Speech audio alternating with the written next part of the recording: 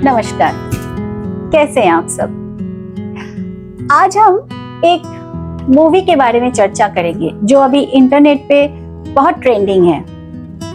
Mrs, जो नई movie आई है ना ZEE5 में, बहुत लोग रिव्यू दे रहे हैं उसका, बहुत लोग ट्रिगर हो रहे हैं उस चीज से।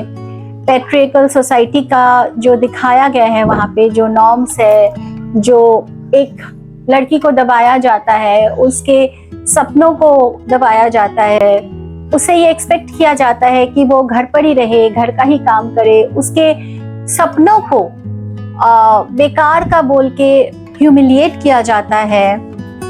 ऐसी ही चीजें दिखा रहे मूवी में, एंड ये सच भी है। बट मेरे जो रिव्यू आज मैं रिव्यू से ज्यादा मेरा ओपिनियन जो आज मैं देने वाली हूँ वो ये है कि जो प्रॉब्लम है मूवी में वो सही दिखाया, बहुत रियल है एक्चुअली।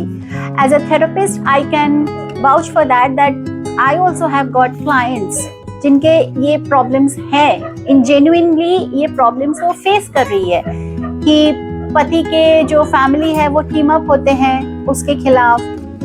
वो जब जॉब पे जाती है तो पीछे से उसके लिए चीजें बताई जाती है रिलेटिव्स को कि ये घर नहीं देखती, ये सब चीजें। जब वो घर वापस आती है तो उससे एक्सपेक्ट किया जाता है कि पूरे दिन काम करने के बाद भी वो आके खुद का भी खाना बनाए, दूसरों को भी देखे, वगैरह वगैरह। तो ये सब रियल है, problems are very much real.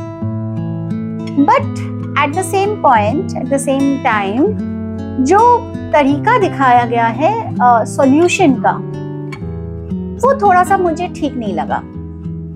जैसे अब यहाँ पे दिखाया जाता है कि पहले जब वो लड़की शादी करके घर पे आती है तो शी इज वेरी हैप्पी। उसके जो ड्रेस है उनके कलर्स भी बहुत वाइब्रेंट है, रेड बलून्स दिखाए गए हैं दिखाने के लिए कि उसमें कितना प्यार भरा है एंड कितना उड़ना चाहती है वो, ये सब दिखाया है। एंड शुरू में दिखाया अपने सास के साथ खुशी खुशी वो काम कर रही है, किचन में हेल्प करा रही है और खुश है।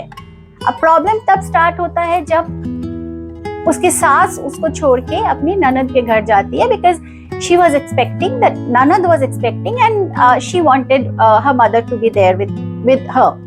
That is very natural.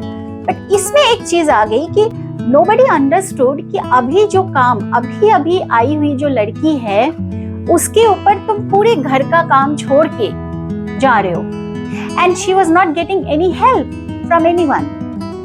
अब इसमें दो चीजें हैं। एक तो ये एक्सपेक्ट किया जा रहा है कि जो लड़की है उसमें इतनी काबिलियत होगी कि उसकी इतनी एक्सपीरियंस होगी उसके सास की तरह कि वो पूरे घर को संभालेगी, which is wrong, absolutely wrong. अब जब लड़की के ऊपर पूरा घर का जो काम है वो आन पड़ा, तो वो पढ़ी लिखी लड़की है, जो दिखाया गया है वो स्ट्रॉन्ग पर्सनालिटी की भी है एंड इंडिपेंडेंट भी है कि शादी से पहले वो काफी इंडिपेंडेंट थी। उसके कोरियोग्राफी का जो स्टाइल था वो भी थोड़ा कंटेम्पररी था। उससे पता चलता है कि she was not that traditional, right. तो उसको सबसे पहले ये एनालाइज करना था कि ये जो चीजें हैं ये सही नहीं है and I won't be able to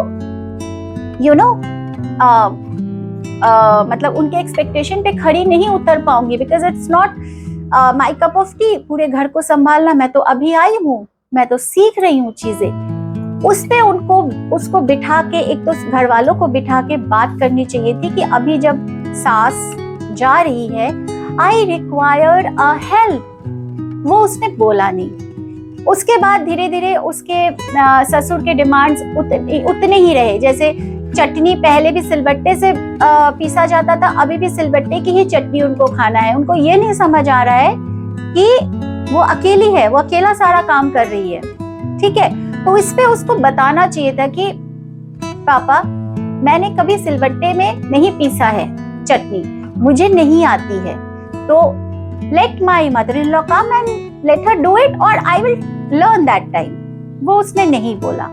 ये छोटी छोटी बातों में ना क्या हो जाता है, रिश्तेदार घर पे आ रहे हैं, सारा काम उसके ऊपर थोप रहे हैं, तो उसके अंदर गुस्सा धीरे धीरे पनप रहा है। But she is not explaining this to her husband और to her father in law.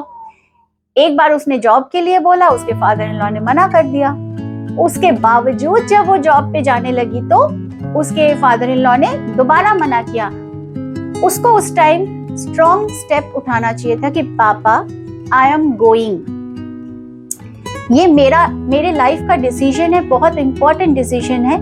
मैंने आपसे परमिशन ली थी, आपने नहीं समझा, मुझे परमिशन नहीं दिया, बट स्टिल मुझे ये करना है जॉब। चली जाती जॉब पे, थोड़े दिन झगड़े ये सब होते, बट बाद में एडजस्ट हो जाता। अगर उसके बावजूद भी एडजस्ट नहीं होते, अगर उसके बार बार बोलने के बाद भी उसके घर वाले अपने तौर तरीके चेंज नहीं करते, तब उसको प्रॉपरली अपना बात रखनी चाहिए थी कि भाई मैं ऐसे एडजस्ट नहीं हो पाऊंगी, मेरे ऊपर ये प्रॉब्लम्स आ रही है एंड मैंने आपको बताया, आप लोगों ने नहीं सुना, सो आई हैव टू लीव और यू एडजस्ट। ऐसे बहुत से घर है जो एडजस्ट कर लेते हैं, बाद में उनको लगता है कि नहीं ये नहीं होगा, बहू नहीं सुनेगी तो हमको एडजस्ट करना है, बाद में सही हो जाता है। एंड लड़की भी धीरे धीरे घर से एडजस्ट हो जाती है, तो वो बोलना भी स्टार्ट कर देती है कि ये मुझे ऐसे नहीं चाहिए, वो मुझे ऐसे होना है, तो सब मिलजुल कर काम करने लगते हैं, घर धीरे धीरे बदल जाता है।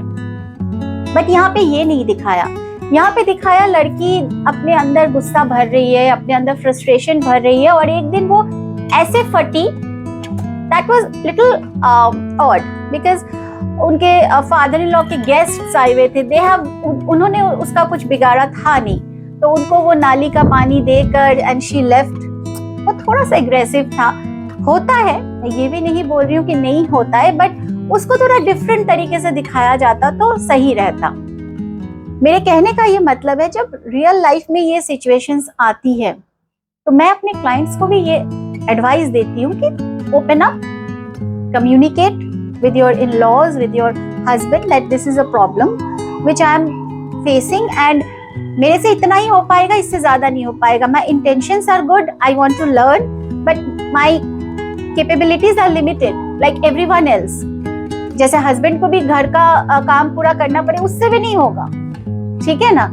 वो कहता है मैं क्लिनिक जाता हूँ, मैं तुमको बुलाता हूँ क्लिनिक में वो अकेला काम नहीं करता है, उसके साथ नर्सेज होती है, स्वीपर होते हैं, जो हमको दिखाया गया है मूवी में कि मैं वहाँ पे साफ सफाई का काम करती हूँ, तो वो भी होते हैं, बाकी कंपाउंडर होते हैं, वो हर चीज अकेले नहीं करता है डॉक्टर, कि पेशेंट भी देखा, इंजेक्शन भी दिया, प्रिस्क्रिप्शन भी लिखा, साफ सफाई भी करी, और बाद में सुबह उठ के उसने झाड़ू भी लगाया ऑफिस का, ये सब नहीं होता है ना।